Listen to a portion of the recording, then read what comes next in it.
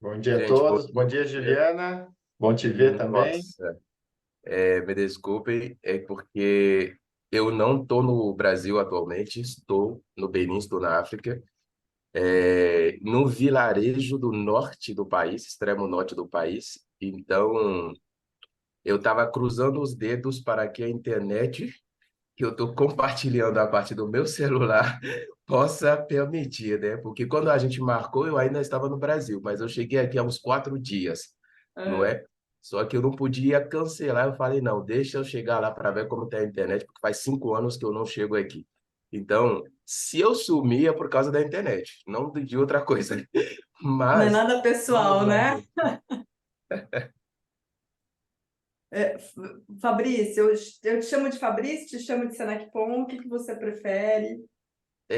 Fale o que tiver, como que eu vou dizer, você tiver mais facilidade de pronunciar, mas se puder falar Senapom, eu prefiro porque eu afeciono particularmente esse nome. Ok, tá bom então. Muito bem-vindo, Senecpon. É um grande prazer recebê-lo aqui. Temos você conosco, diretamente do Benin, né? Mas você já estava há alguns anos no Brasil. A gente tem o prazer de recebê-lo aqui hoje. Não temos que falar francês nem inglês, podemos falar em português, porque o professor Senecpon fala português também, então, o que é muito bom para nós, facilita. Ele é africano de nacionalidade beninense, é licenciado em Geografia pela Universidade de Abomey-Calavi, em Benin, é mestre em Educação pela Universidade do Estado do Rio de Janeiro e doutor em Educação pela Universidade Federal de Juiz de Fora. Foi professor da Federal de Juiz de Fora, tutor do mestrado profissional do CAED, professor da Universidade Nacional do Equador, e nos últimos 4 anos dedica-se ao ensino de temáticas africanas através de uma metodologia própria. Ele é casado, pai de 5 filhos e aborda diversas questões como ancestralidade, história da África, equilíbrio humano, amadurecimento, reconexão ancestral e prosperidade ancestral. Ele é CEO da Chove Educação, uma empresa no segmento de educação online, né? E agora eu gostaria de saber se a gente já pode ir direto para as perguntas, Senecpon, podemos? Ou você gostaria de fazer uma introdução? O que que você sentiria mais confortável? Primeiramente, agradecendo, né, o convite, agradecendo todos vocês que chegaram até aqui, estão presentes neste momento. Sei quanto vocês estão ocupados, mas eu agradeço infinitamente. Só ajudando vocês um pouquinho na pronúncia, é Arrove Educação. Arrove, o Arroba. X se pronuncia como dois R, porque está na minha língua materna, e que significa princesa ou príncipe. Como a gente não tem artigo de gênero na minha língua para as palavras, então estava buscando algo que possa já abarcar isso no Brasil. Então eu escolhi essa palavra que significa príncipe ou princesa, dizendo que todo mundo tem uma realeza, todo mundo tem um trono, o trono da própria vida, e você precisa ocupar seu trono ou outras pessoas vão ocupar seu trono. Aí caberá a você ver como fazer depois. Então, é isso. A gente pode partir para as perguntas. Eu estou totalmente à disposição. Obrigada, Senecpon. É, bom, queria começar Ângela, só vou perguntando. pedir para falar um pouquinho mais alto, porque o Tá, volume do meu computador aqui, eu já fiz de tudo, mas ele está um pouco baixo. E como eu estou sem fone de ouvido, então, tá, se pudesse, tá falar um bom, pouco mais alto. tá bom. Bom, para começar, Senecon, gostaria de saber o seguinte: acho que tem muita gente curiosa aqui sobre o que seria a filosofia africana, né?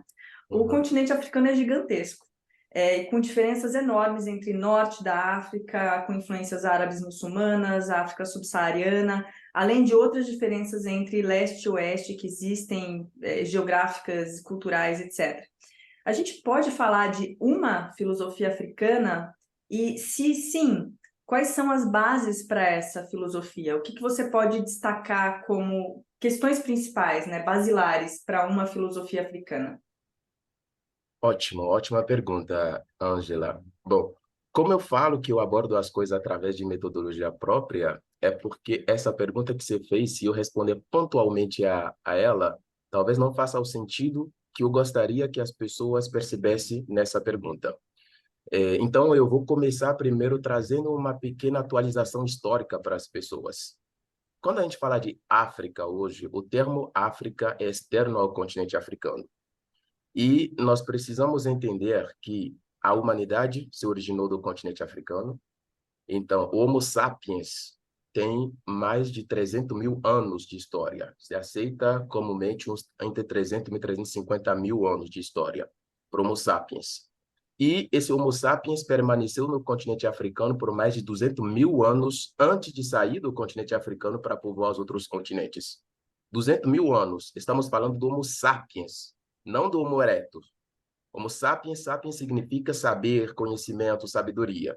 Como é que um ser permaneceu 200 mil anos no continente e não se fez nenhuma pergunta filosófica, usando o termo filosofia dentro da perspectiva que a gente sabe, mas não se fez nenhuma pergunta filosófica e esperou os últimos 10 milenares ou 20 milenares, se a gente pode dizer assim, para poder pensar filosoficamente.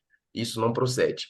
Então, vamos dizer assim, milhares de anos atrás, quando o ser humano surge no na região dos Grandes Lagos, e depois vai começar a sua movimentação para povoar as margens do rio Nilo, lá já começa a nascer sedentarização e vida em comunidade, em sociedade. E todos os nossos ancestrais já conviveram na região do Vale do Nilo, e o ponto mais elevado da civilização africana, inclusive a mais longa e a mais demorada da história da humanidade, foi Kemet.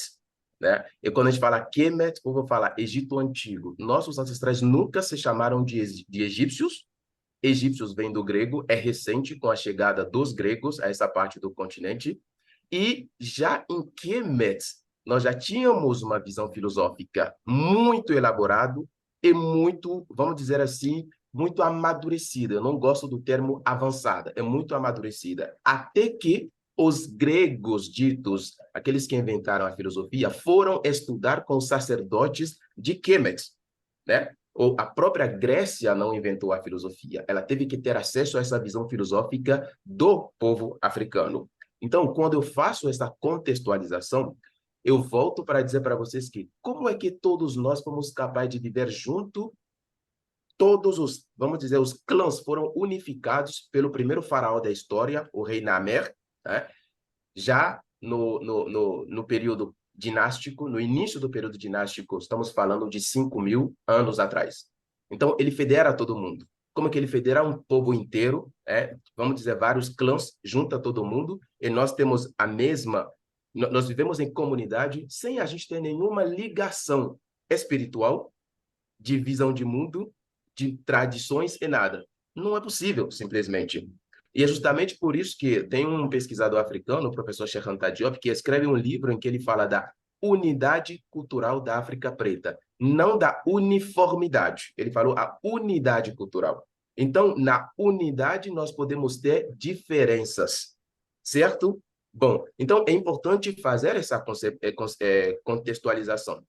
Agora, qual é a base que nos permite, partindo da base histórica, qual é a base, vamos dizer assim, que nos permite de pensar numa filosofia africana? A nossa cosmopercepção. Quando nós falamos de unidade cultural africana, estamos partindo dessa cosmopercepção que todos os povos africanos subsaarianos têm. Eu gosto de fazer essa diferença falando da África subsaariana e propositalmente excluindo o Maghreb, inclusive o Egito atual, o Egito contemporâneo. Por quê? Porque essa parte norte do continente africano, Tunísia, Marrocos, Egito atual, eles não se consideram, quando você vai lá, como inclusive africanos, eles se consideram como árabes.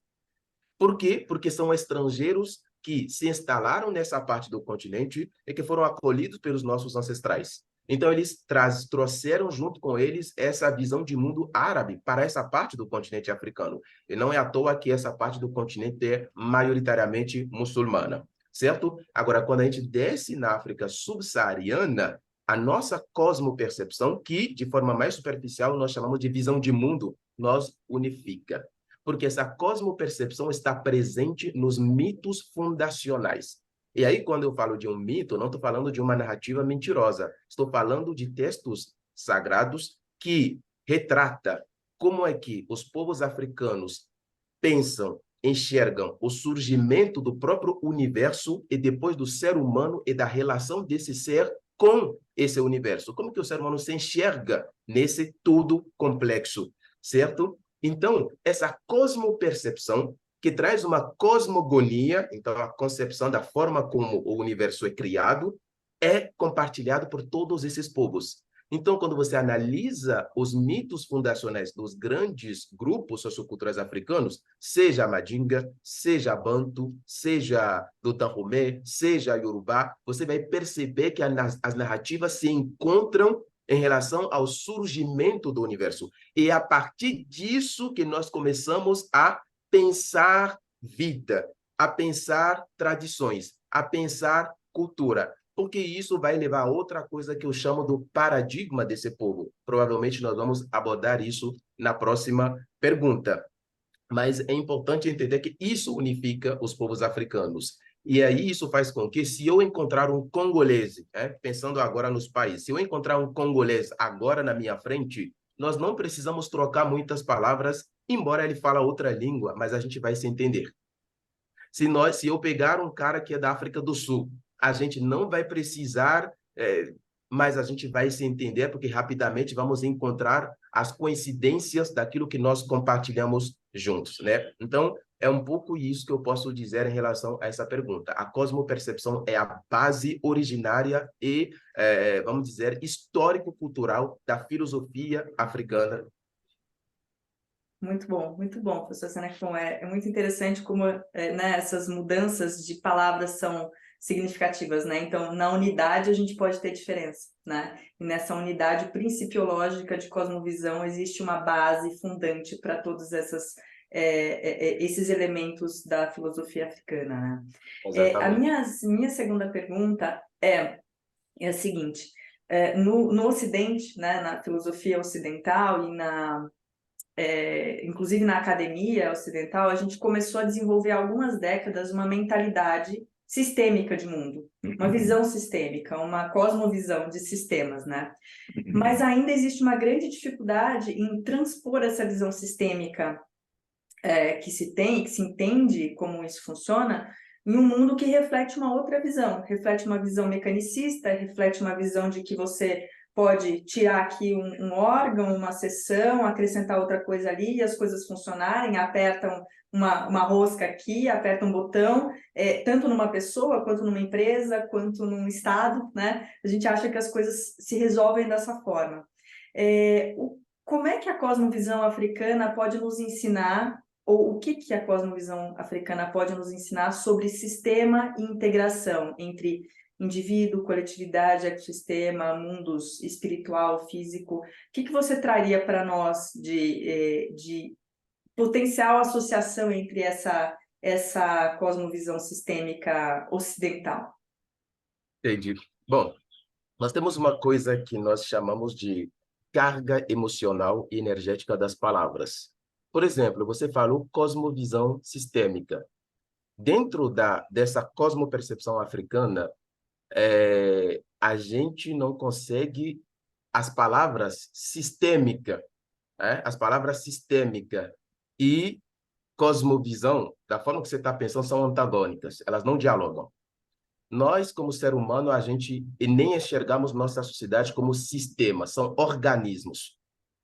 Então, quando você está numa perspectiva sistêmica, isso decorre do próprio paradigma ocidental em que você vive, que é baseado no ter e não no ser. O ponto de partida é o ter. Se eu perguntar para você qual é o verbo que você mais usa no seu dia a dia, você vai perceber rapidamente que, além de estar, estou em tal lugar, estou fazendo isso, estou isso, você usa bastante o ter.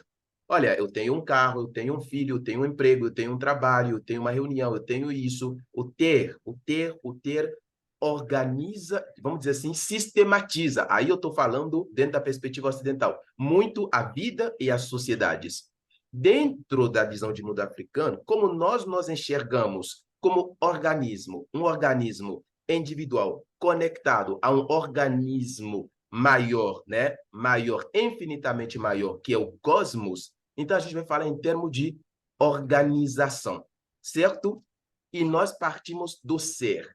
Quando eu olho para a natureza, né? Então, a representação em escala menor do cosmos é a natureza que nós enxergamos. Então, quando eu olho para a natureza, eu vejo que as coisas são. Certas coisas eu posso até me adaptar, mas outras se impõem em mim. Exemplo, o movimento do Sol. Eu não posso impactar isso. É um princípio que está em movimentos. Então, eu só posso me relacionar com ele me adaptando. Então, eu vejo que as coisas são. Então, eu preciso ser me espelhando naquilo que eu estou vendo, que é a natureza, que o universo está me mostrando. E como eu vejo, eu percebo isso, eu vou enxergar as possibilidades. Estou destrinchando assim para você o paradigma africano. Nós partimos do ser, e aí, a partir do ser, eu vou ver as possibilidades que eu tenho. Isso se aplica a uma empresa, isso se aplica a uma pessoa. Se você enxerga a sua empresa como sistema, um sistema na minha língua é chamado MO, significa armadilha. É uma armadilha, é como até uma máquina é chamado de MO, armadilha. E você pode cair numa armadilha mortífera. Então, você precisa começar a mudar a palavra e o paradigma. Quando você percebe as possibilidades, você agora pode fazer. Você pode fazer. Então, você enxerga o que você pode fazer, e aí você vai para a ação, você pode fazer. E quando você vai fazer, você vai ter. Então, o ter organiza tudo e traz essa visão mecanicista das coisas, mecanicista e superficiais das coisas. No paradigma ocidental, começa com o ter, então eu tenho que ter. Isso está ligado ao fato histórico de que, quando o ser humano saiu do continente africano há milhares de anos atrás para povoar os outros continentes, ele vai se encontrar em terras cuja natureza foi implacável com ele. Não tinha água, não tinha calor, era um frio congelante, não foi feito para abrigar um ser humano. Ele tem que se abrigar em cavernas, e qualquer pessoa que chegar para compartilhar esse espaço com ele é uma ameaça, então um tem que matar o outro para sobreviver, até que eles começam a aprender a conviver juntos, certo? Ele não tem fruta à disposição, não tem animais para caçar aí à proximidade. Isso põe essa pessoa vamos dizer, numa relação de precariedade, de escassez com a natureza. Porque essa pessoa saiu de uma natureza abundante, em que as coisas estão à proximidade, pode pegar, pode compartilhar, mas ele muda isso e entra numa natureza de falta. É isso que eu chamo de escassez. Então tem que fazer o quê? Essa pessoa, nesse momento, precisa ter, até para a própria sobrevivência, precisa ter. Então, desenvolve um instinto de ter. Isso muda completamente essa memória ancestral que saiu junto com esse ser do continente africano. Por isso que vocês vão ver que quem mais fomenta e organiza conflito, guerras nos outros continentes é o Ocidente. Eles podem inventar qualquer mentira para chegar lá, para tirar o que é do outro, se é precisar guerrear com armas, tudo isso. Isso vem de lá atrás. Então, eu preciso ter. Quando eu vou ter, então eu terei poder. Para você ver, por exemplo, eu preciso ter a arma nuclear para ter um poder, nem que seja um poder de dissuasão, para poder seguir dominando os outros. Então eu vou ver o poder não de possibilidade para escolher uma possibilidade que potencializa o ser e a natureza, mas uma possibilidade que me dê um poder, inclusive, de destruição. E depois eu vou fazer o quê? Agora que eu tenho esse poder, eu vou fazer. Vou fazer. Quantos de vocês não começam um novo empreendimento na sua empresa ou na sua vida porque você acha que é porque você não tem dinheiro? É porque a percepção está completamente, vamos dizer, se a gente pensar a partir da visão de mundo africana, está errado, em termos do ponto de partida, não é? Então você vai poder, e quando você vai poder, você vai fazer o que vai ser. E você vai ver que muitas vezes as pessoas esperam vamos dizer, quando começa a fase de retração da vida dela, 60 anos, 63, para começar a buscar o ser. Você fala para uma pessoa mais nova, mais jovem, de autoconhecimento, e vai dizer, não, isso é balela, isso é coisa de coach, isso é coisa disso aqui, enquanto o ponto de partida na nossa visão de mundo é esse ponto, justamente.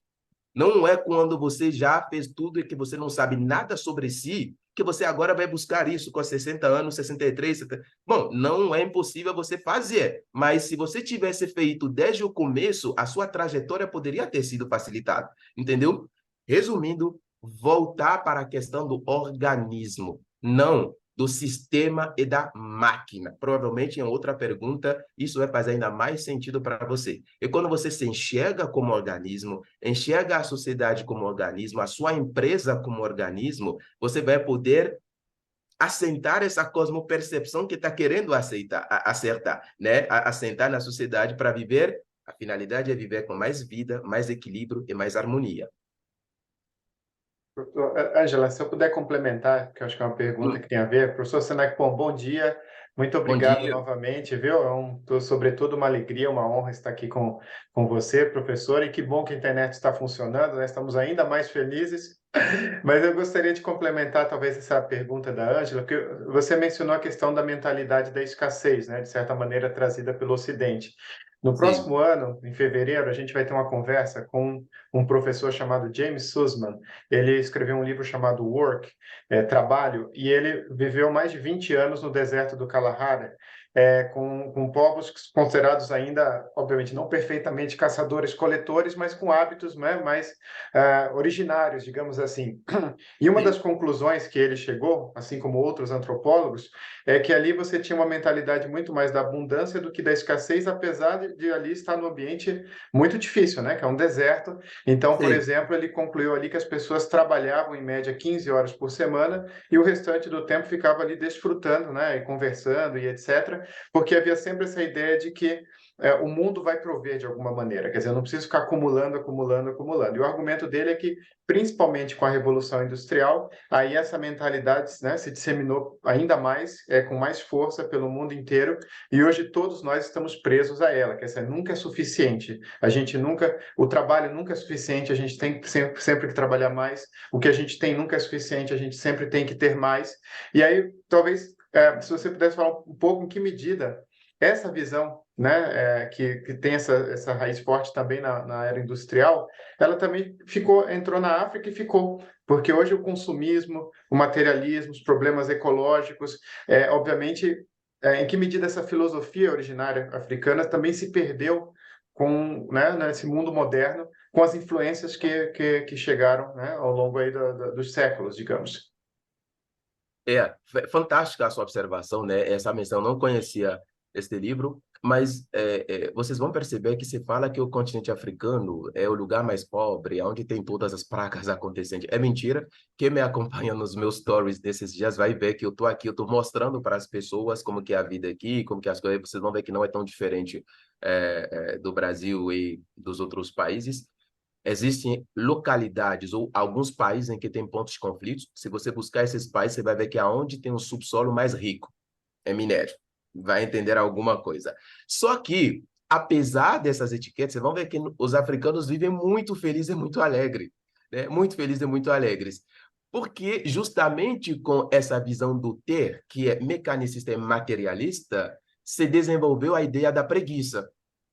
Então, se você não está aí trabalhando, fazendo, se matando, é que você é preguiçoso, né? Você é preguiçoso. Eu separei um ponto aqui, eu acho que vocês têm uma pergunta aqui em que eu vou falar isso, né? Lá na frente, mas vocês vão entender um pouco sobre a questão do porquê que essa questão do trabalho, ou talvez, vamos dizer assim, deixa eu adiantar aqui, porque isso talvez possa ainda entrar na pergunta. Se você quiser, Senecpon, eu posso já passar para essa pergunta para dar o gancho, porque Isso, vamos lá, nós porque vai temos. me ajudar para poder responder bem, dialogar É, bem com você, Alessandro, né? então, eu tinha elaborado essa pergunta baseado nessa leitura Sociedade do Cansaço, né? Do Han. E ele fala, bom, a gente está na sociedade do desempenho, que gera a sociedade do cansaço, porque você não pode se permitir não ter desempenho, não ter sucesso, né? E aqui, entre aspas, ele diz o seguinte: o sujeito de desempenho se entrega à liberdade coercitiva ou à livre coerção de maximizar o desempenho, e o excesso de trabalho e desempenho agudiza-se numa autoexploração. E isso não tem fim, a gente fica naquela, né, naquela rodinha de hamster, né? O que a filosofia africana pode nos ensinar sobre outras perspectivas de trabalho e autorrealização, que aqui dialoga com o trabalho do Sussman, né, do Work, que dialoguem com novas formas de experienciar e viver na sociedade atual. Ótimo. Então aí, vamos lá. A partir desse ponto, eu vou começar também a dialogar com você, Alessandro. Quando você pega a palavra trabalho, não sei se vocês já se perguntaram isso, mas qual é a raiz dessa palavra? Você vai lá em Roma, e você vai ver o quê? Tripalium. O que é tripalium? Tripalium é um instrumento de tortura, certo? É um instrumento de tortura, assim, como se fosse uma cruz ou uma X, assim, desse jeito, em que pessoas castigadas têm que ficar presas nesse instrumento até morrer. Você não vai ao tripalium para viver, você vai ao tripalium para morrer. Quando você vai ao tripalium, você é condenado à morte. Você tem que sangrar até morrer e as pessoas olhando para você. E isso permaneceu. Aí quando a gente fala qual é a origem da civilização de acordo com o mundo ocidental, o ponto de referência é Grécia e Roma. Então eles trazem uma perspectiva de tripalium do trabalho, né? Trabalho literalmente significa tripalium. E isso está no imaginário das pessoas e meio que automatiza seus atos. Então, você tem que... Gente, quem vai ao tripalium feliz? Ninguém vai ao tripalium feliz. Todo mundo vai ao tripalium para morrer. Se seu chefe, o seu patrão enxerga o dono de uma empresa, algum líder, tem uma visão de tripalium de trabalho, quando houver um trabalhador feliz, alegre, né, vai dizer, esse é preguiçoso. Esse aí sempre está aqui sem fazer nada. Esse daqui. Por quê? Porque você não pode estar feliz no tripalium. Você tem que, vocês já ouviram? Rala que rola, tem que sangrar, tem que doar sangue. É o tripalium falando assim em você, sem que você saiba que você está falando tripalium. Só que quando você volta na visão de mundo africana, agora eu vou pegar minha língua materna, carga emocional das palavras, e a cosmopercepção atrás dela. A gente não trabalha. A gente não trabalha. A gente manifesta nossa energia criativa. É isso que nós chamamos de Ixé na língua Yorubá, e que a língua Fongbe também compartilha. Nós manifestamos a nossa energia criativa. Por que nós manifestamos a nossa energia criativa? Isso volta para a nossa cosmogonia. No começo haviam as águas primordiais, o fluido primordial chamado de Nun, em Kemet. E o Nun tinha todas as existências possíveis, tudo aquilo que pode vir a existir. Esse Nun flui também em você. E você não consegue perceber esse Nun assim, com olhos abertos, mas você vai precisar mergulhar dentro de você.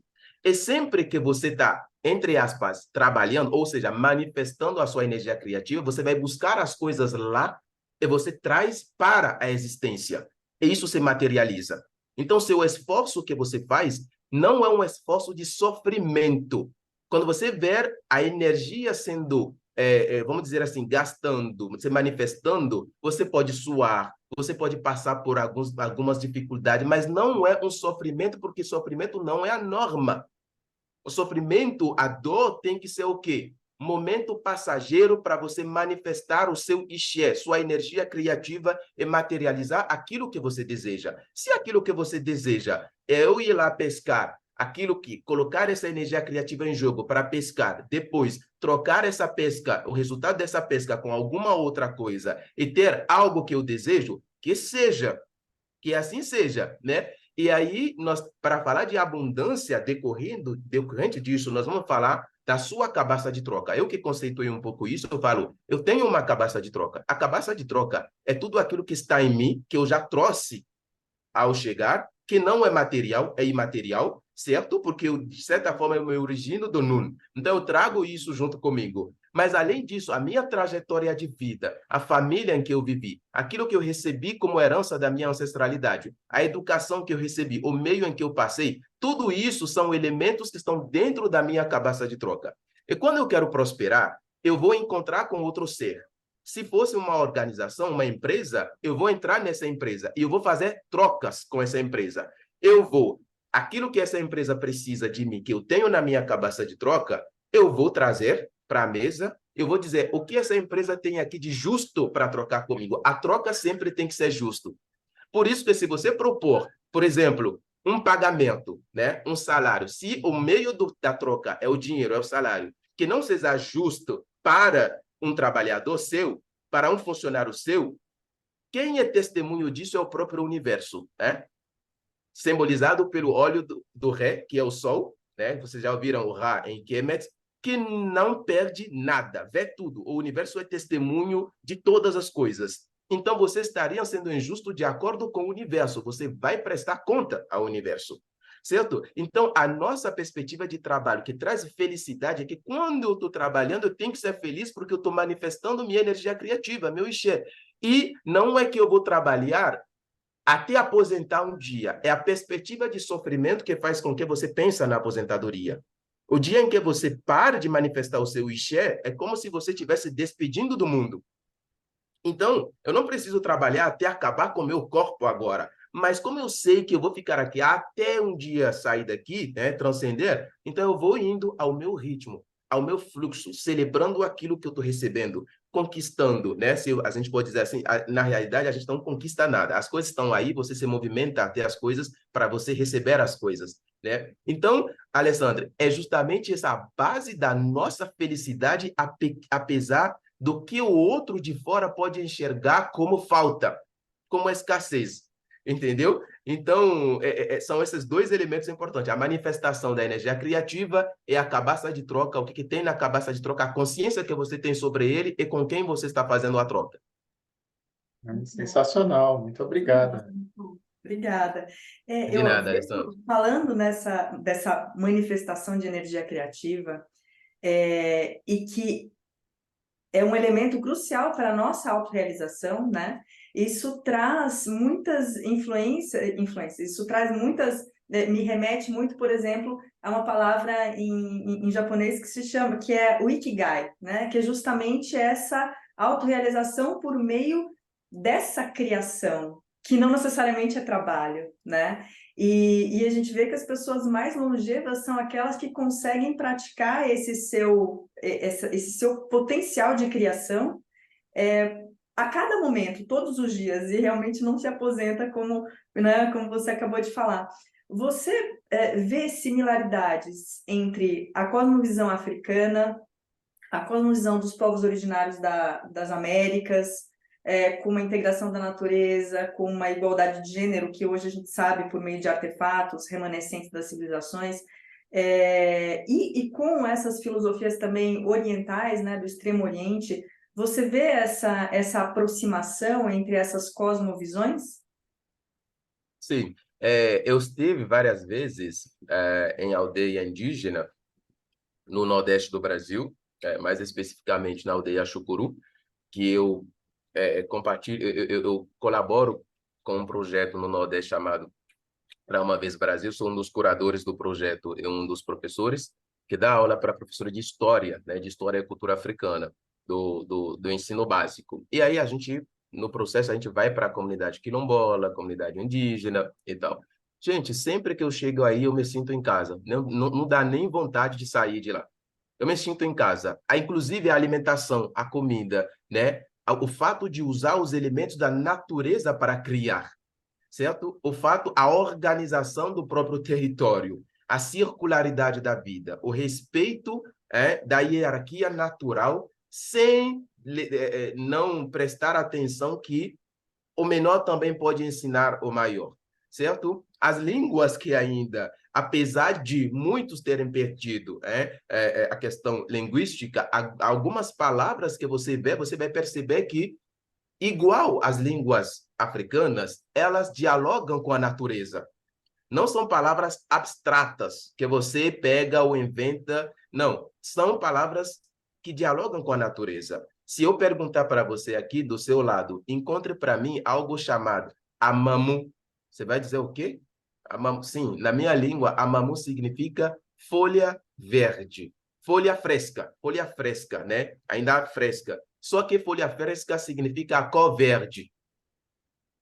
Qual é a cor de uma folha fresquinha? Muitas vezes é verde. Não é para você perceber o diálogo com a natureza. Quando eu falo feijão, eu vou dizer aikun, o grão do coração, que parece com o coração.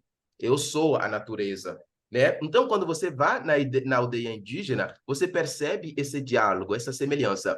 E, mais uma vez, eu quero levar você de volta a essa questão histórica que eu coloquei. Os povos indígenas, vocês vão perceber que todos os povos que se instalaram no sul, na parte sul, que se chama do sul, e que beneficiaram de uma natureza semelhante à natureza africana, ou amadureceram uma cosmopercepção bem próximo ao do continente africano. Aqui nós tivemos a civilização como Inca, Azteca e tudo isso, que os pesquisadores já comprovaram a semelhança e não, se não é que a origem quemética dessas civilizações, certo? Então, eu percebo demais, a energia, a forma de viver a espiritualidade, por exemplo, né? Então, eu percebo essa presença em tudo. Só que isso fica lá nos povos originários e a grande cidade fica aqui, não é? Infelizmente, né? A gente tem essa riqueza com a qual a gente poderia aprender, mas a gente olha como se eles são os atrasados e quem está na cidade é o evoluído, né? E se você for lá, eles não vão te falar em evoluído atrasados. Eles nunca vão te falar de evoluído atrasados, né? E a gente também não fala isso, não é? Então, eu percebo muito essa semelhança, esse diálogo o tempo todo com a gente. Então, acho que esse ponto, Ângela, porque já que o professor Senac Pon trouxe para o Brasil, para a experiência dele, se você puder compartilhar conosco, professor, quando você veio no começo para o Brasil, né, eu sei que você já tem uma longa trajetória aqui no Brasil, conhece, acho que talvez melhor do que muitos, né, de nós, né, todos, né, muitas partes aí do nosso país, em que medida, enfim, a África está presente, né, quando você veio com a sua lente, você já, né, de certa maneira, começou a falar sobre isso, e dá para entender o Brasil sem entender a África, né? Sabendo que mais de 5 milhões, né, de africanos foram trazidos, né? Infelizmente, aí, com o nosso passado, que a gente tem que se reconciliar com ele de alguma maneira, e que hoje, ainda mais quando a gente fala muito de diversidade e inclusão, esse tema precisa voltar, porque a gente não pode simplesmente querer, né, meio que apagar um passado ou não tocar num passado. Tem que entender para podermos nos reconciliar com ele. Então, se você puder compartilhar um pouquinho a sua visão sobre o Brasil, a relação com a África, a questão da nossa história, enfim, né, comum. As primeiras coisas que eu vou apontar são coisas primeiramente imateriais. Ou a primeira coisa é imaterial, o jeito de ser do próprio brasileiro. Quando o brasileiro você vê uma pessoa aberta, você percebe que é uma pessoa que intrinsecamente traz uma felicidade de viver, traz uma alegria de viver. Essa alegria de viver ou essa felicidade pode ser frustrada quando entra no meio de trabalho ou nos meios estruturados como tais, certo? Então, esse jeito de ser, esse jeito feliz, esse jeito alegre e acolhedor, gente, vai na Europa, o ocidental, o europeu tiver como uma ameaça. E isso leva de volta para as cavernas, que eu falei para vocês no começo. Você vem para o Brasil, o brasileiro, o povo brasileiro não vê você como ameaça. Eu falo várias vezes, se eu preciso escolher de novo um país para ir para viver, tem que ser de novo o Brasil. Se não for meu continente, tem que ser no Brasil novamente. Porque aí eu me reaproximei de mim mesmo. Eu descobri a África que estava do outro lado do oceano. Então, são questões, primeiramente, imateriais. Depois disso, você vai perceber que a alimentação... Poxa, gente, me encontre uma comida brasileira que, de certa forma, não leva você para um cantinho da África. Claro, quando você pega alguma coisa, vamos dizer, portuguesa ou de raiz espanhola, vai ser diferente. Mas a própria comida, o que nós comemos aqui, a forma de preparar, a musicalidade do Brasil. Gente, você vai sambar no pé esse gingado e não voltar lá para o continente africano? Não tem como, né? Então, a cultura nesse aspecto agora, alimentação, dança, embora a vestimenta tenha se distanciado bastante, estou vendo que está voltando aos poucos, não é?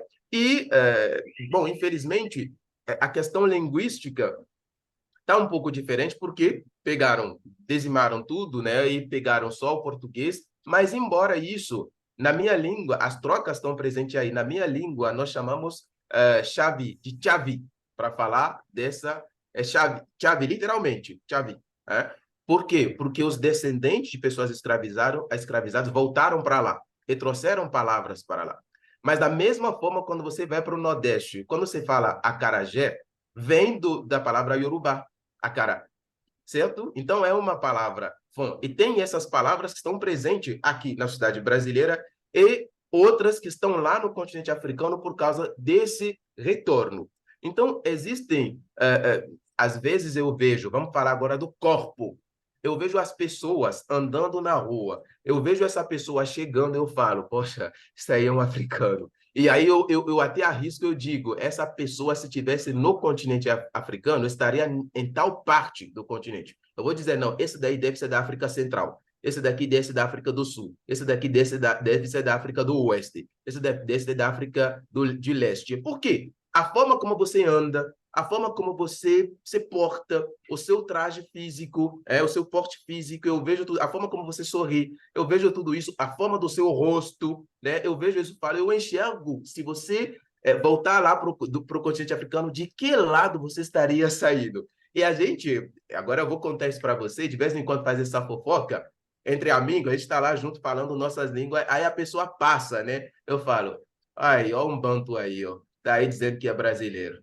Aí, ó um Yorubá aí, ó, a cara dele, né? Ó esse pé ali, ó, aí tá aí dizendo que é brasileiro. A gente de vez em quando fala isso, para dizer o quê?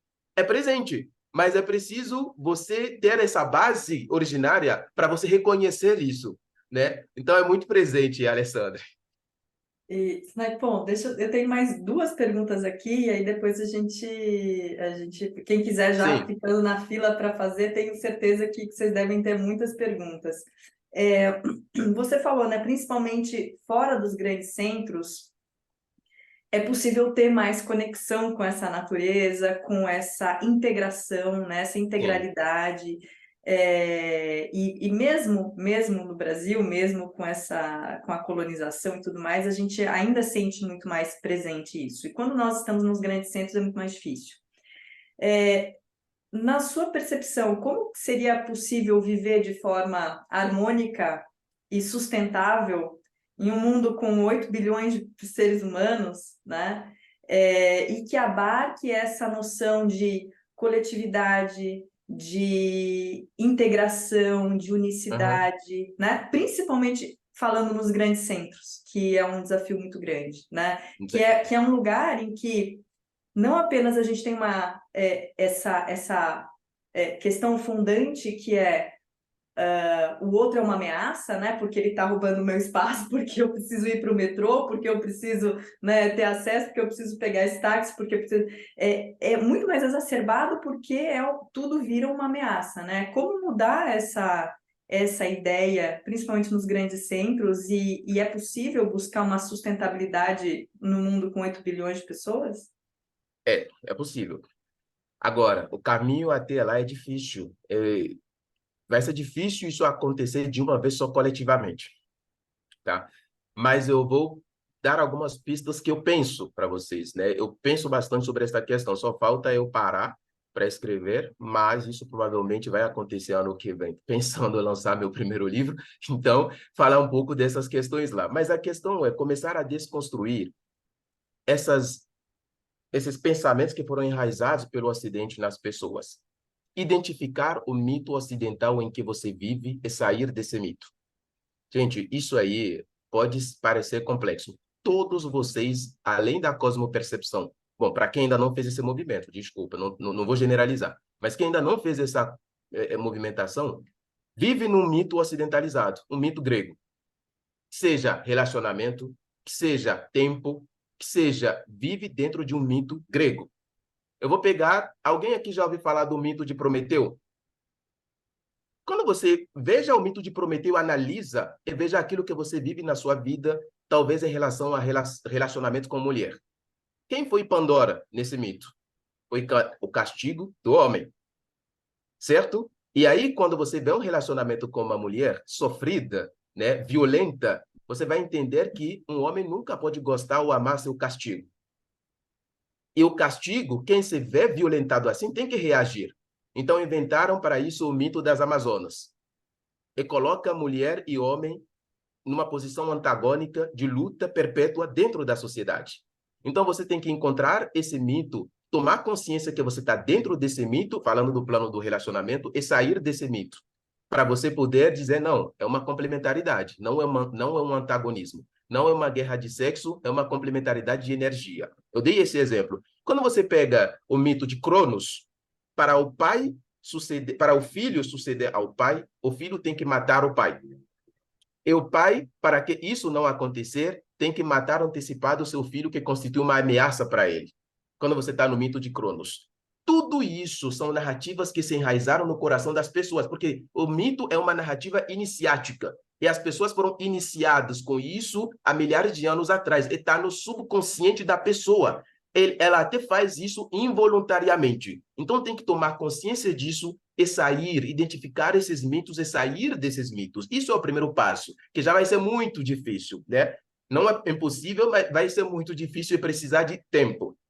Bom, segunda coisa, agora se você fizer isso, você começa a se enxergar como organismo. Quando você se enxerga como organismo, você vai entender que um organismo tem flexibilidade. Um organismo sabe se reinventar. Um organismo sabe interagir com outro organismo, ou seja, a própria natureza, o próprio universo. Então, segunda coisa. Terceira coisa, sair da visão individualista e abraçar a visão da comunidade. O paradigma africano está baseado na ligação comunitária.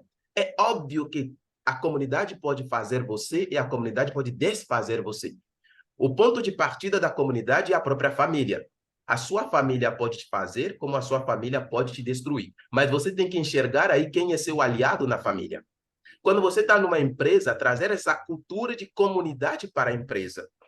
Isso, vamos pensar num plano prático. Uma pessoa que tem filhos e o outro não tem, precisa de ajuda para educar esses filhos. Nós temos um provérbio que diz que é preciso de uma aldeia inteira para educar uma criança. Então, essa aldeia não é necessariamente uma aldeia física, ou não, mas essa aldeia você pode criar na sua empresa, você pode criar no seu bairro, com aquele vizinho, com aquela vizinha com quem você se dá bem. Ô, vizinho, olha meus filhos para mim hoje, que eu estou indo fazer tal coisa, às vezes um plano de casal com meu marido, com minha mulher, com minha companheira, vamos fazer isso. Outro dia vai ser eu. Eu vou olhar seus filhos ou vou olhar seus pais. Se você não tem filhos, eu posso olhar seus pais, cuidar deles, enquanto você vai fazer isso, certo? Olha, eu estou precisando de tal coisa e eu não tenho agora. Qual mecanismo de solidariedade eu posso tecer a partir disso? Então, quando você não está no pensamento orgânico, de organização, você inclusive perde de vista a noção, vamos dizer, genuína de solidariedade. E você pensa tudo em termos de, tem que fazer e receber algo em troca e algo tem que ser material. Não. E aí, quando você começa a fazer isso, a viver em comunidade, você vai ver que você pode aproveitar seu tempo na solidariedade com outra pessoa. Faça isso para mim, enquanto a pessoa está fazendo isso, talvez eu estou indo lá fazer uma caminhada, fazer a atividade física do que eu preciso, fazer esse passeio no meio da natureza. Em outro momento, eu permito que essa pessoa também vá fazer isso. Certo? Então, esses três elementos são fundamentais. Identificar o mito, sair do mito, certo? 2, se enxergar como organismo e entender que esse organismo precisa viver, então não pode ser desconectado da natureza. E se conectar à comunidade, trazer essa ideia de comunidade, não superficialmente, para a sua vida. Família, trabalho, mesmo as empresas, organizações que não criou esse senso de comunidade lá dentro, para as pessoas de fato se sentirem comunidade, você está funcionando como uma máquina. E um dia, uma peça pifa na máquina e põe em xeque todo o sistema que está aí. Quando você está no organismo comunitário, quando uma pessoa está indo, vamos dizer assim, à falência, entre aspas, a outra pessoa percebe e resgata essa pessoa, chama essa pessoa, vem cá, eu vi que você não chegou bem para o trabalho hoje, o que aconteceu? E essa pessoa que está de terno, de gravata, bonitinho, vai dizer, acabei de perder meu sogro, acabei de perder minha sogra, meu filho se acidentou no final de semana, vai desabafar, vai conversar. Essa pessoa que fez isso não precisa ver um psicólogo depois ou uma psicóloga depois, porque ela já fez esse processo, né? Então, são esses pontos que eu vejo que tem que trazer para o dia a dia para essa questão de viver com a natureza, de viver com o universo em simbiose, possa começar a fazer sentido na sociedade fortemente ocidentalizada. Sensacional. Ângela, só antes de passar para o André, se a gente puder fazer a foto. Ah, sim. A gente vai registrar aqui esse momento, Senecpom, professor, aqui com a foto. Será muito bacana, acho que para o registro de todos nós. Você O tempo pode não tirar, volta. Eu vou tirar aqui, então, hoje sou eu, assistente aqui de palco aqui, pessoal. 1, 2, 3. Pronto, deu? Bom, aproveitando, Sim. só a minha última, mas bem curta, tá? Para pegar esse gancho que você deu antes de passar para o André e para a Tereza.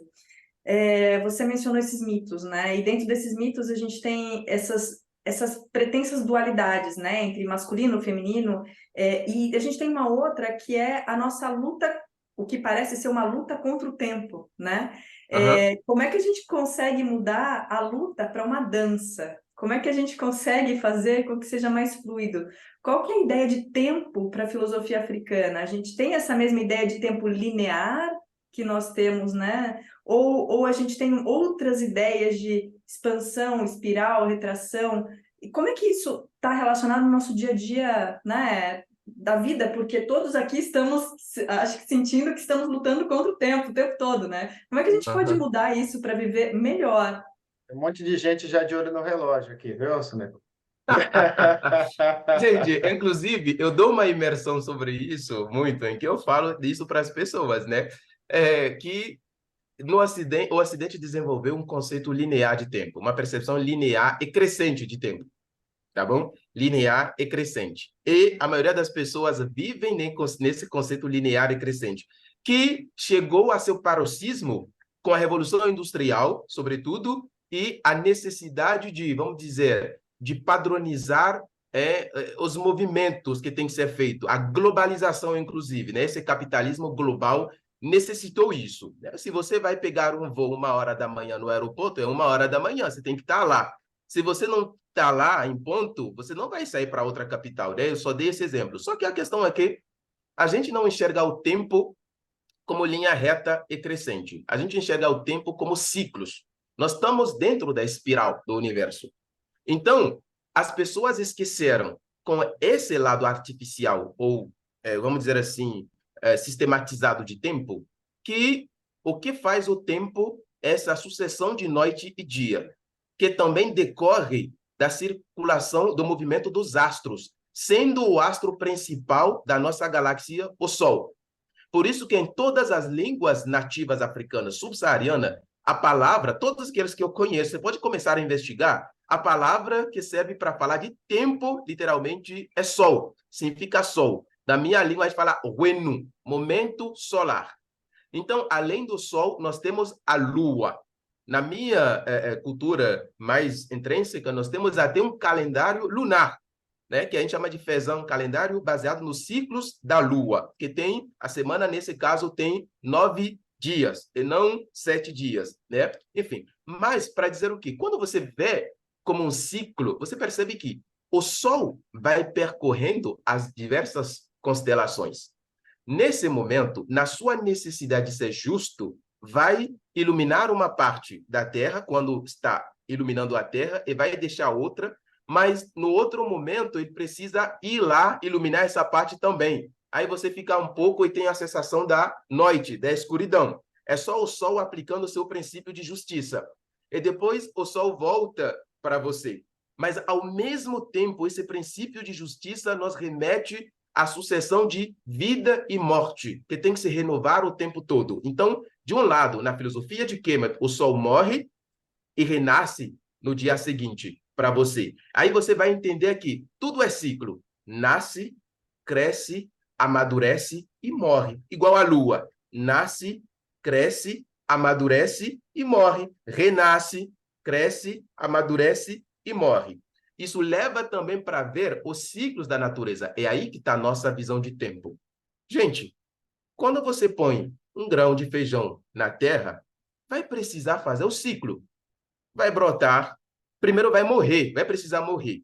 O sol vai fazer seu efeito, o feijão, o grão de feijão, se você desenterrar 1 dia ou 2 dias, é como se tivesse podre. E aí, dessa podridão, dessa morte aparente, vai brotar a vida. E quando brota a vida assim, renasceu. E aí vai passar pelos ciclos de calor, lutando contra os insetos, as pragas, tudo isso, para brotar o pé de feijão, para depois dar feijões em quantidade. Então, na sua vida, você tem que respeitar esses momentos de ciclos. O ciclo, você tem que primeiro identificar qual semente você é. Eu falei de semente para falar que nós somos considerados como semente, a imagem, a semelhança da natureza. Qual semente você é? Bom, se você é semente de baobá, que é uma árvore gigantesca, que tem uma semente pequena, mas que leva anos para chegar ao tamanho e à fruta que dá, você não vai querer prosperar no mesmo momento que quem tem semente de tomate ou de milho. Não dá. Se você tem uma empresa e sua empresa, o seu objetivo é ser uma empresa baobá, você não pode querer colher os frutos dessa empresa baobá no tempo que uma pessoa que tem uma empresa considerado como laranja, pé de laranja, vai ser laranja, essa é a empresa. Então a semente é semente de laranja. O ciclo não é o mesmo.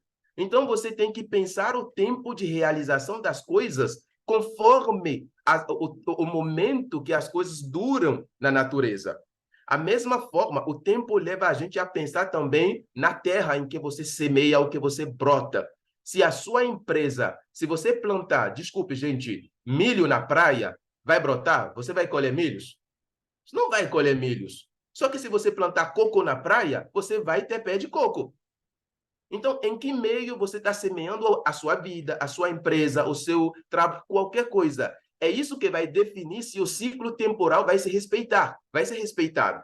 Então, apesar desse ciclo de relógio, você tem que voltar e dizer, bom, eu preciso dessa homogeneização que criaram para o tempo para cumprir com as tarefas. Mas quando eu volto para a minha vida, qual é meu tempo natural? Qual é meu ciclo natural? Que semente eu sou? Como é que eu posso dialogar isso com o meu tempo, vamos dizer assim, mecânico, de empresa, de trabalho, para que eu não venha a destruir minha saúde, a destruir minha vida, que eu possa reconhecer quando eu estou no tempo de preparo do plantio, da semeadura, do cuidar, tá, sabe? Do cuidar de mim mesmo, do cuidar da minha empresa, do cuidar do meu filhotinho, que é o negócio. E quando que eu estou na fase de, olha, amadureceu, eu quero comer verde, eu quero comer maduro, certo? Porque fruta verde dói até os dentes. Chupa laranja verde para você ver o que vai acontecer com seu dente.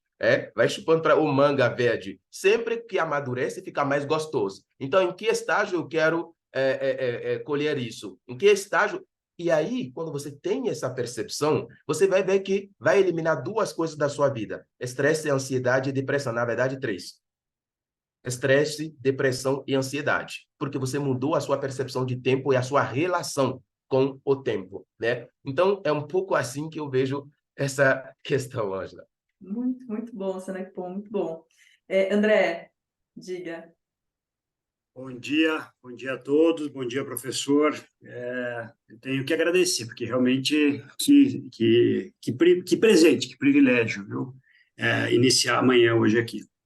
Eu estava me lembrando quando eu fui para a África com a minha família, faz 15 anos, minha mulher fez 40 anos, e, na verdade, eu acho que até eu cheguei na África, mas demorou um pouco mais para a África chegar em mim, porque eu ainda estava com a cabeça do trabalho, então eu ainda trazia as preocupações, a correria, aquele mindset do Ocidente, e aí fazendo um passeio no meio do safari, eu ouvi uma história que as girafas, quando começam a comer a copa das árvores, as árvores soltam uma substância pelo ar que avisam as próximas árvores para que as folhas se tornem amargas. E aí eu pensei, essa história está comigo até hoje, até me emociono pensando nela, porque é ali que eu comecei a entender essa perspectiva do cosmos e da interconexão. E aí, se a gente traz isso para a nossa realidade, ouvindo as suas palavras, belíssimas, super verdadeiras, eu penso duas coisas. A primeira é como manter essa chama acesa da conexão, da perspectiva ampliada, do que a gente está fazendo nessa existência. Isso para nós que temos uma condição de vida boa. Eu sou uma pessoa privilegiada, porque eu trabalho com alguma coisa que eu gosto muito. Me transformei muito profissionalmente para fazer o que eu faço hoje. O nome da minha empresa é Propósito. Então, essa é a primeira pergunta que eu gostaria de ouvir seus comentários. Como manter essa chama acesa? E a segunda é como é possível para um operador de máquinas, uma pessoa que precisa do dinheiro para sobreviver, conseguir encontrar a realização, a autoexpressão criativa por meio do trabalho, numa sociedade tão pautada pela necessidade do ter, e aí eu não estou dizendo nem do ter do acúmulo, mas do ter para sobreviver. Obrigado. Beleza, vamos lá. E respondendo, né? Porque eu nunca sei quando a internet pode me deixar na mão aqui. Então, eu já vou respondendo. Eu vou começar pela segunda pergunta, porque como eu não anotei essa segunda pergunta, se eu não responder a parte da segunda pergunta, pode ser que eu esqueça, mas eu anotei a primeira pergunta. Então, uma coisa importantíssima é entender que você não tem culpa em procurar dinheiro. A pessoa não tem culpa em buscar dinheiro, em dizer, eu vou me materializar, eu vou viver uma vida material, eu vou ter um material. Não, você não tem culpa em relação a isso, mas você tem que saber em que ordem de prioridade as coisas estão na sua vida. Em que momento você está colocando isso, né? Em que ponto essa pessoa está colocando? Será que a vida toda da pessoa gira ou se resume a isso? Aí essa pessoa tem problemas sérios. Se essa pessoa entende que estou fazendo isso, primeiro, para prover as minhas necessidades, porque hoje a gente não faz mais troca de arroz com feijão. A gente não faz mais troca de uma quantidade de laranja com uma quantidade de maçã ou de outra coisa que você necessita. A gente faz troca de produtos com dinheiro. Então, isso aí não precisa ter culpa em relação a isso. Agora, além disso, nós temos alguma coisa, quando eu falei para vocês dessa escala de ser, poder, de possibilidade, fazer e ter, isso dialoga com outra pirâmide aqui, que é o quê? Que é o valor, né? O valor que a pessoa carrega, o valor das coisas, depois os princípios, as leis que me movimentam, tá bom? As leis que me movimentam e que são coisas que eu tenho que perceber, observar. A natureza, o universo, tem princípios e tem leis. Quando eu falo de princípio, é a coisa que eu não posso mudar e que não muda de acordo com a condição que está acontecendo, com as circunstâncias. Não muda. Qual que seja o que vai acontecer, o Sol vai fazer a sua movimentação. Não vai mudar. Qualquer que seja o que vai acontecer, a Lua vai aparecer. Você pode nem ver, mas a Lua vai estar aí. Então, não muda. Só que, quando você pega uma lei da natureza, vamos dizer que essa lei funciona de acordo com tais condições, tais circunstâncias, certo? Por que eu estou dizendo isso para você? Quando você vem para a sua vida, você vem para o seu trabalho, qual é o valor que você está perseguindo? Qual é os princípios que você está observando na sua vida? Os princípios que está observando. Quais são as leis que você está observando? Você pode obedecer à lei do caos. Então, eu posso buscar o dinheiro valendo tudo até levar as outras pessoas para o caos, para o desequilíbrio, e eu mesmo para o desequilíbrio. Entendeu? Só que para a gente, a ordem, as duas coisas importantes sempre nessa busca na verdade, três coisas. Potencializar a vida. Eu nunca posso pensar em destruir vidas, inclusive a minha própria vida. E para isso, eu preciso de quê? De equilíbrio e de harmonia. E isso está conceituado dentro do Ankh, né, que é um conceito filosófico em Kemet, que se fala Egito Antigo, que tem um mito por trás, que agora eu não vou falar, e que precisa da Ma'at, que significa justiça, equilíbrio e harmonia da criação. Então, eu estou fazendo isso, mas ao mesmo tempo eu tenho que observar a justiça, porque a injustiça provoca inevitavelmente o caos. Pode ser agora, como pode ser daqui a um século. Então, enquanto eu estou procurando ou buscando meu dinheiro, obedecendo isso, cara, não tem problema, vai no seu dinheiro. Busca seu dinheiro, mas você já sabe quem você é. Você já sabe das suas possibilidades. Você já sabe do que você pode fazer. E você já sabe do que você pode ter ao final desse processo tudo. Respeita os princípios e as leis da natureza, seja justo com você e com as pessoas, seja equilibrado e harmonioso, e ponto. É isso. Entendeu? E a primeira pergunta é, Como manter a chama acesa? Entendendo que nem tudo é perfeito na natureza. A gente que fala que a natureza é perfeita. A natureza é perfeita, não há quem possa duvidar. Vocês conhecem essa música? Era a primeira que eu aprendi quando eu comecei a estudar português, esse refrão. Gente, desculpa, a natureza não é perfeita, de acordo com o ponto de vista que você tem para olhar para a natureza. Mas a natureza funciona como um organismo, então sabe como se reinventar. Gente, se você pular dentro de um vulcão, você vai morrer. Faz sentido para você? Quem criou o vulcão? É a natureza.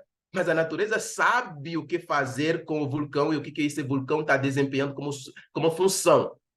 Beleza? Então, a própria natureza prevê que nós temos movimento de expansão e nós temos movimento de retração. A fase de retração vai chegar querendo você ou não. Você quer ver um exemplo de retração mesmo? A própria velhice e a própria morte. Você se retrai para você se expandir em outro mundo, em outra vida. E essa vida a gente não vê. Está entendendo? Então, quando chegar esse momento, e vai chegar. Se não chegar, é que você não está vivo. Quando você vai num bloco operatório e que o aparelho que mede se a pessoa está viva ou não dá uma linha reta, significa o quê? Fim da linha. Certo? Quando dá uma linha reta, acabou, não tem mais vida aí. Quando está oscilando assim, significa que ainda tem vida ali. Então, é isso. Então, quando você está na fase de retração, entenda que vai acontecer. Mas você entra nessa fase de retração para você renascer. Então, mesmo quando você está vivo, a morte e o renascimento acontecem o tempo todo também, mesmo quando você está na existência, quando você está presente aqui. Você tem que aprender a identificar essas fases e não se levar para a retração infinita, ou seja, em que você não possa se recuperar, e aí entender que, ó, a noite durou tanto momento, agora o dia tem que chegar. É assim, você vai negociando e dialogando com a natureza para você poder conseguir manter a chama acesa. Entendeu, André? Obrigada. Bom, Tereza. Primeiro, obrigada, professor, pela aula. Eu sou uma mulher negra, que eu não sei se eu sou do Banto, se eu sou, qual a minha origem africana ainda, mas pretendo saber um dia. E, nossa, foi uma aula, eu me identifiquei bastante quando você fez toda a ligação da diferença ocidental com a filosofia africana, do ter, e como a gente deixa aqui no Ocidente para se autoconhecer aos 60 anos. Me identifiquei nessa parte 100%. E eu queria que você falasse um pouco sobre a questão da espiritualidade e da religião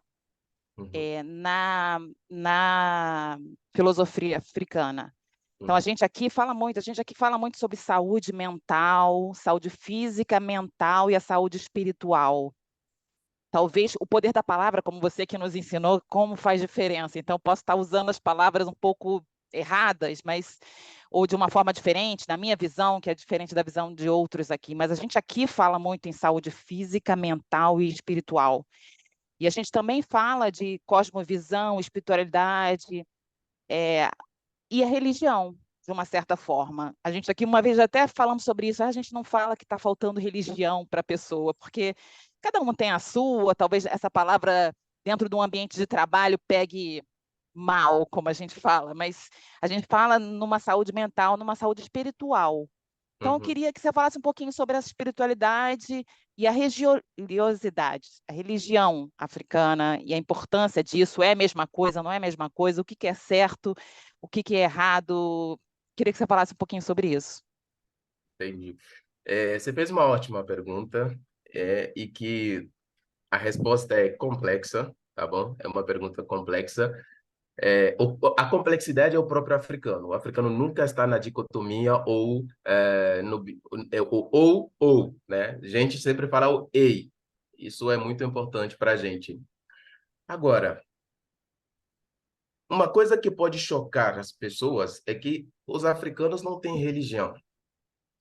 Os africanos autênticos não têm religião. Ou um africano que sabe da sua história, que está conectado com a sua ancestralidade, não deve ter religião, não deve deixar se levar por qualquer religião. Por quê? Vou te explicar. A própria palavra religião vem de religare. Não existe nenhuma língua africana nativa. Não existe. Você está se religando com quem? Não. A nossa ancestralidade nunca somos separados ou desligados da nossa ancestralidade. Então, nós sempre estivemos conectados com os nossos ancestrais. Isso é a primeira coisa. A segunda coisa é que a gente não está desligado da natureza nem do universo. Sempre estamos conectados com a natureza, que é uma representação em miniatura do próprio universo. Se a gente sempre está ligado e conectado, o que a gente quer religar? Os outros que querem religar. Nós não queremos religar nada.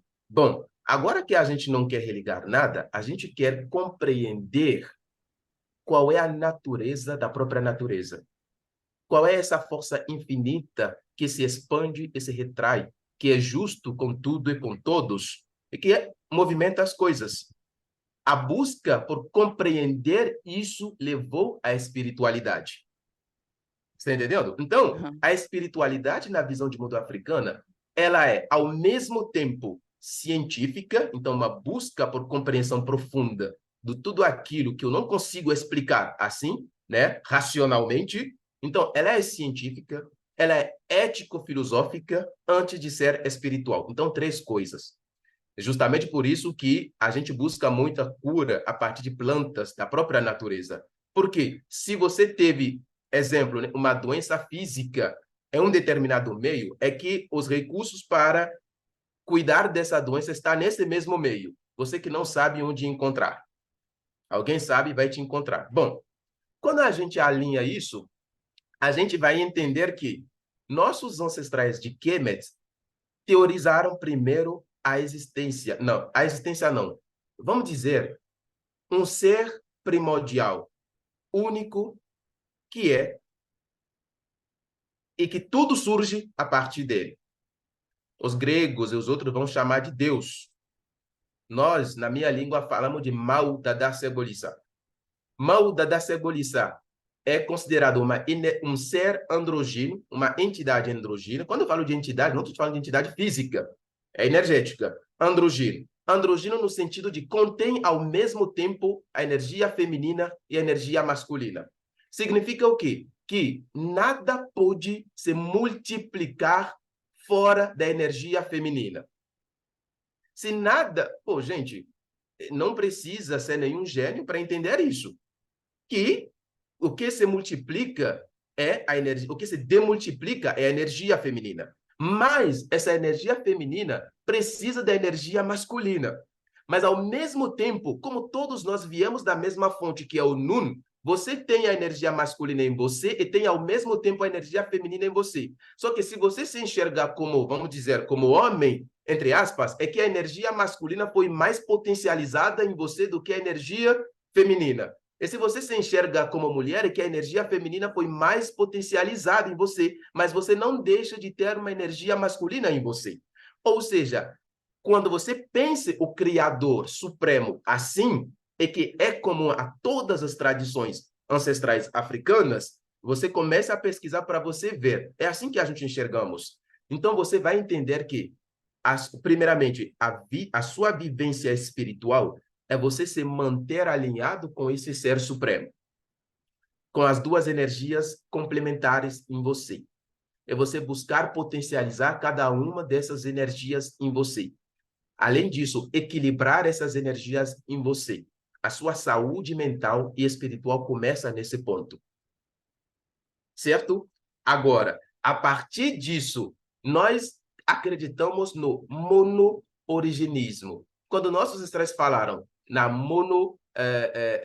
monoteísmo, gente, o teísmo é um conceito, vamos dizer, ocidentalizado. Primeiro foi na realeza do faraó Akhenaton, que foi teorizado que só tem um Criador Supremo, não deuses. Então, quando você vê, por exemplo, o Yorubá ou os africanos falando dos orixás, né, do deus disso, até o próprio Kemet. Quando você vê a deusa Amate, o deus Osíris, a deus... Gente, estamos falando simplesmente das dimensões através das quais é possível compreender e conhecer o Criador. Eu vou pegar os 4 elementos primordiais: terra, água, fogo e ar. Por acaso alguém aqui não tem esses 4 elementos primordiais? Todos nós somos feitos de terra, água, fogo e ar. Todos nós, não tem outra coisa. Você se alimenta da mesma terra que você pisa. Faz sentido? Para você? Você se alimenta da mesma terra que você pisa. A sua comida é a terra, só que o universo cria uma ilusão para você achar que você está comendo outra coisa, mas você está comendo terra, água, fogo e ar. É isso que você está comendo, certo? Então, esses 4 elementos primordiais são chamados de divindades primordiais. Por quê? Gente, vamos pensar. Você consegue viver sem ar? Você não consegue viver sem ar. O ar que te mantém vivo, você não consegue viver sem ar. Só que você consegue ver o ar? Quem aqui não ouviu falar que ninguém pode ver a Deus? Se você não pode ver Deus, você não pode ver o ar, mas você sente o ar. O que é o ar? Não cai na armadilha. O ar não é Deus supremo. O ar é um princípio de manifestação do Criador Supremo. Igual para a terra, igual para o fogo, igual para a água. Mas o Criador faz com que algumas coisas sejam invisíveis para você entender a dimensão divina desses elementos, que são princípios de manifestação do Criador. Certo? Então, o que você faz se você não consegue ver o ar, mas você acredita que o ar existe? O ar, então, além de ser esse princípio divino, faz uma fronteira entre o mundo invisível e o mundo visível. Se você não enxerga o ar, imagina tudo aquilo que te rodeia que você não enxerga. Faz sentido para você? Então, os nossos ancestrais falaram terra, água, fogo e ar. Divindades primordiais através do qual o Criador Supremo, ou seja, a energia suprema, na sua qualidade androgina, a tudo criou e a tudo gerou. Então, eu tenho que equilibrar esses 4 energias primordiais em mim. Só que a terra que eu vejo fisicamente tem por trás a terra imaterial que eu não vejo, que é a energia que movimenta a própria terra. O sol ou o fogo que eu vejo fisicamente tem por trás o fogo ou o sol que eu não vejo fisicamente, que é a energia que movimenta ele. E assim por diante, por cada elemento primordial. Então, se nós não temos politeísmo falando de deuses e tudo isso, o que é que nós temos? Nós temos um mono-originismo polimórfico, ou seja, morfismo de forma. O Criador Supremo pode tomar a forma que quiser, inclusive a sua própria forma que você está vendo aí. O Criador Supremo está em tudo. Como que a gente fala que o Criador está onipresente e onipotente? O ar não está em todos os lugares. A Terra em que você pisa, na nossa galáxia, onde você não está em todos os lugares. O Sol não parece estar em todos os lugares. Eu cheguei ontem, olhei para o céu e falei, olha essa lua linda. Só que a mesma lua que eu vejo quando eu estou lá no Brasil, eu digo a mesma coisa. Então, nossa espiritualidade leva a gente a sair do dogmatismo e a querer compreender essa manifestação polimórfica do Ser Supremo que a tudo criou. Simples. Então, quando você chega a seu nível individual, você tem que buscar como é que eu me relaciono com a energia ar? Como é que eu me relaciono com a energia terra? Como é que eu me relaciono com a energia fogo? Inclusive, os temperamentos, os 4 temperamentos se originam disso aí, gente. Então, espiritualmente, é um pouco isso. Então, quando a gente fala de reverenciar uma determinada divindade, lá no fundo, pode ser ou a terra, ou o fogo, ou o ar, ou alguma subdivisão dessa energia. Quando a gente pegar a própria terra, tem os orixás ligados à terra. Quando a gente pegar o ar, tem os orixás ligados ao ar. Assim por diante, gente. Então, Teresa, quando você encontra essa compreensão dentro de você, uma coisa muito importante é a sua conexão com a natureza. Imagina uma pessoa que é uma energia ar muito forte e que nunca leva o tempo de respirar no seu dia a dia. Só que você sai de lá, você vai para a igreja, você respira, ora, mas você não está conectado com o ar. Você não toma consciência desse ar e da sua manifestação em sua vida, de como esse ar opera na sua vida. Você não está vivendo espiritualmente, você está vivendo religiosamente. Entendeu? E aí, depois, por isso que em Kemet, tudo já tinha sido criado. A liturgia já estava presente. A indumentária, as roupas, de acordo, inclusive, com a época do ano, já estava presente. A consecração já estava presente. Tudo já estava presente. Mas nunca adentramos a essa questão de religião. Está entendendo? Porque a gente sabe que quando chegar a esse ponto, vira dogma, vira política e cada um começa a puxar o tapete para o seu lado. Quem se perde é o ser e quem se destrói é a sociedade. E como que a gente faz isso se nós temos uma base comunitária? Não rola, entendeu? Então, é um pouco por esses caminhos, Tereza. Excelente. Entendi. Obrigada. De Muito nada. obrigada. Agora, gente, temos espaço para mais uma pergunta rapidinha da Vamos. Juliana, que está aí com a mãozinha levantada há muito tempo. É a última pergunta, pessoal. Então, depois a gente encerra, porque... Nossa, mas foi incrível. Já estou, assim, borbulhando, Juliana. Tenho certeza que todo mundo queria escutar muito mais, né? Mas como somos todos escravos Gente, do relógio, né? Só um segundo, Teremos só que um ir por segundo. volta Eu de estou aqui com meu 9h30. irmão, ele está me ligando, provavelmente para me dizer que ele está chegando no hotel, que eu estou num hotel no norte. Vou atender ele rapidinho, tá bom? Enquanto isso, pessoal, obrigado por vocês, só de vocês ficarem aqui até esse momento, né? Todo mundo com agendas super intensas aí já é uma demonstração de quão rico, né? Está sendo esse momento, muito aprendizado. Hein, Vânia? Tô vendo você vibrando ali toda hora, tá? Tô te acompanhando aqui. Eu achei que era até às 10, estava aqui contente que ia ter mais um tempinho. Mas Não, esse estava marcado até as 9h15, então a gente está abusando um pouquinho aqui do professor Senecpom para, né, termos um pouquinho mais, mas acho que certamente vamos querer um segundo momento. Oi, Maristela. Oi, eu vou fazer uma perguntinha muito rápida e leve, tá, do professor. Mas, Tem um não, filho. mas Maristela, a Juliana está na frente. Ah, sim, por favor. A gente só tá aguardando ele, que tá aí conversando com o irmão dele, que vai chegar no aeroporto. Ele precisa conversar brevemente, mas pronto, agora sim. Agora sim, professor, Gente, ele pronto? estava só me avisando que, porque ele veio trabalhar aqui, eu quis vir junto com ele, então ele está em movimento, só para me dar a posição dele. Tá bom. Juliana. Professor Senocom, muito obrigada.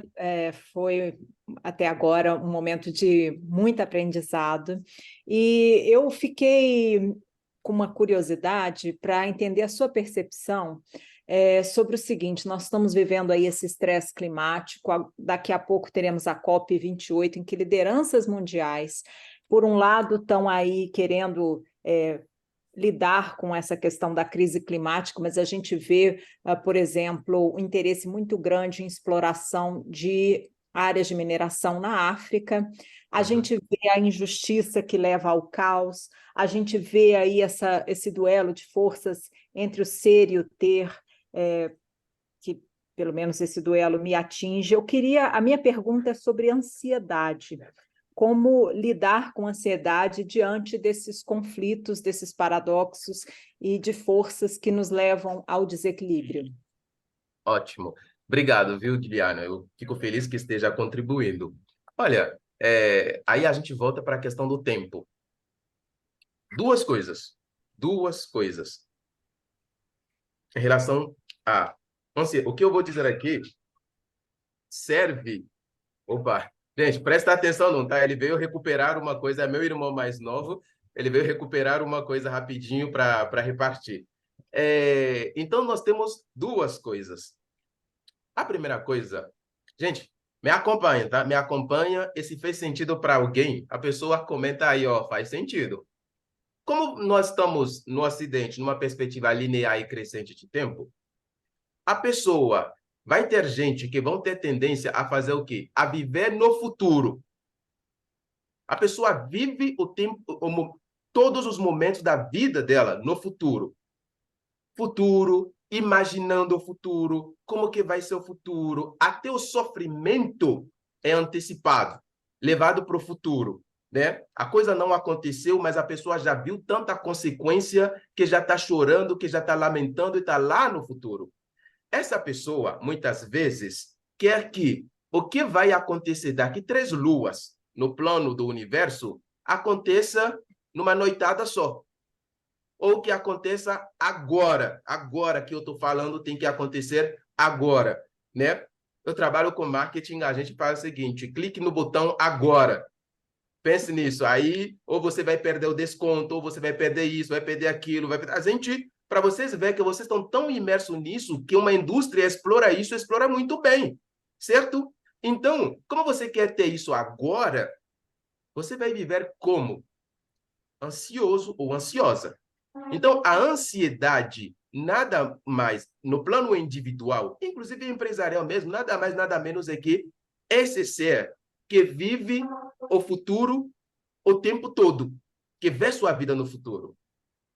A pessoa estressada, além de ser ansiosa, estressada, você vai ver que essa pessoa muitas vezes vive no passado e debaixo do peso do passado.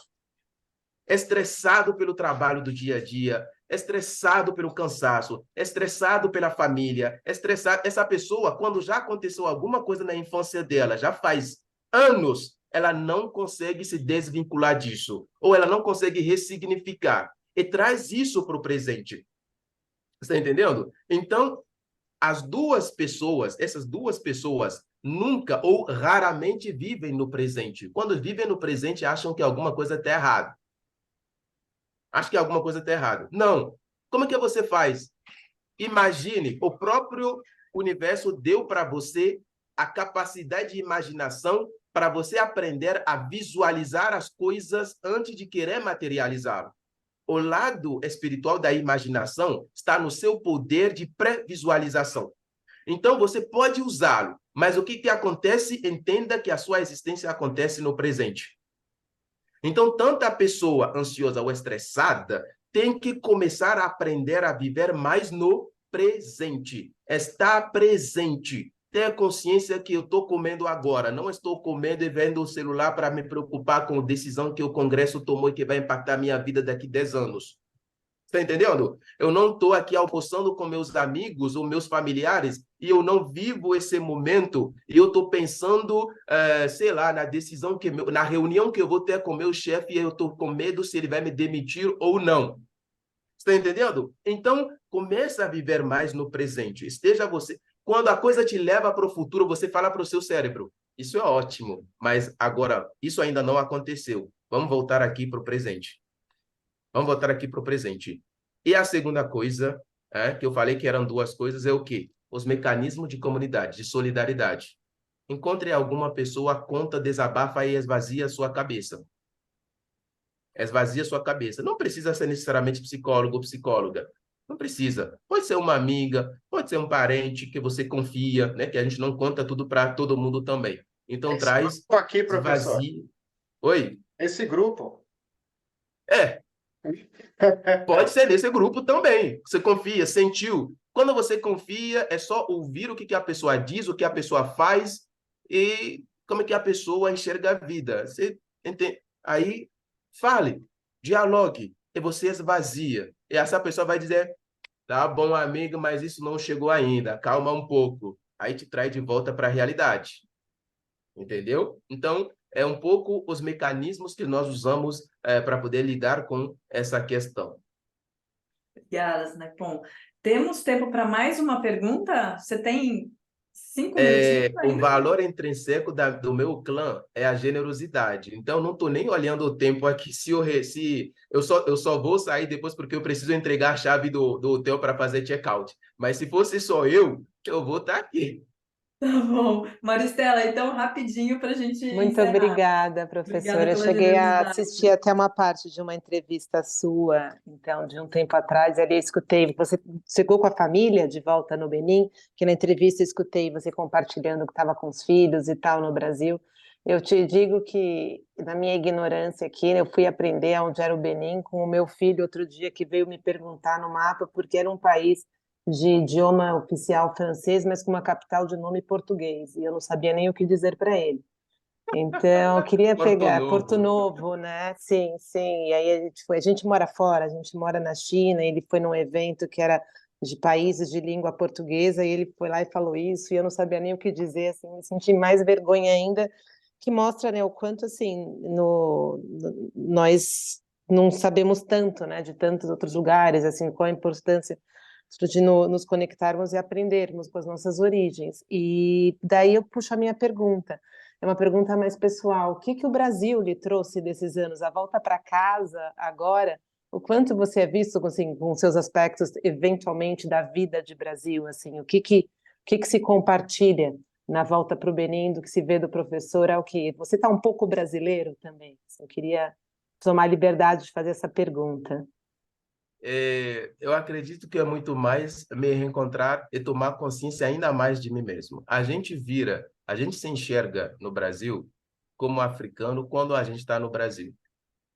E sobretudo quando você é uma pessoa preta, você descobre que você é uma pessoa preta quando você está no Brasil.